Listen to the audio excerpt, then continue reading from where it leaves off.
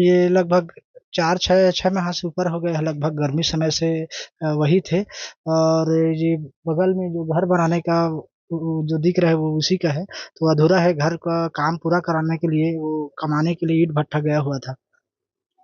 कल आपको जानकारी हुई होगी कि काफी हाँ आतंकी जी।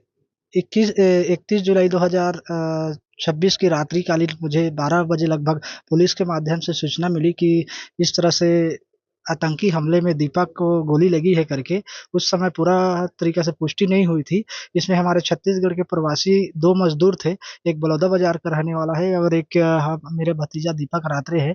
और उसके अब उसको आतंकियों ने इस तरह से बेरहमी से उसकी हत्या की है कि आप सभी को बता दें कि वो जो जानकारी मिल रही है उसके मुताबिक कि नक्सलियों ने जो आतंकियों ने उसको जाति समाज पूछ करके गोली मारी गई है।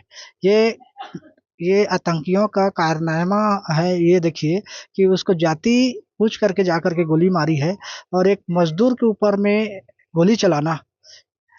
तो ये कहता हूँ मैं शासन से ये इसके अनुरोध करता हूँ कि इस तरह से जो घटना के बाद में हम इस घटना की कड़ी निंदा करते हैं और इस तरह से जो आतंकी हमला को अंजाम दिए हैं उसको बीच चौराहा में खड़े करके गोली मार देना चाहिए, ताकि किसी भी दीपक या कोई भाई या कोई भतीजे किसी के साथ भी इस तरह से और दोबारा पुलवामा हमले की घटना की जैसे कि आज की पुलगांव की घटना जैसे अंजाम ना हो।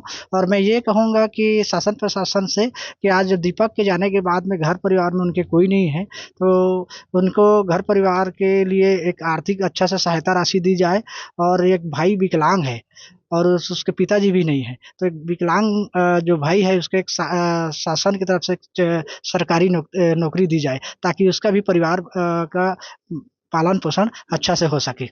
अभी एसडीएम साहब पहुंचे हैं आपके यहाँ और क्या जी, एसडीएम लगातार प्रशासनिक अधिकारी और मीडिया में खबर चलने के बाद में पूरी ये छत्तीसगढ़ के नहीं है, पूरा इंटरनेशनल न्यूज है। तो देश विदेश में इस बात की चर्चा हो रही कि भारत के पुलगांव में जम्मू कश्मीर के दक्षिणी इलाका में इस तरह से रात्रि में ये हमला हुआ है आतंकी। इसका पूरा देश नहीं, पूरा देश विदेश सब इसका कड़ी निंदा कर रहे हैं।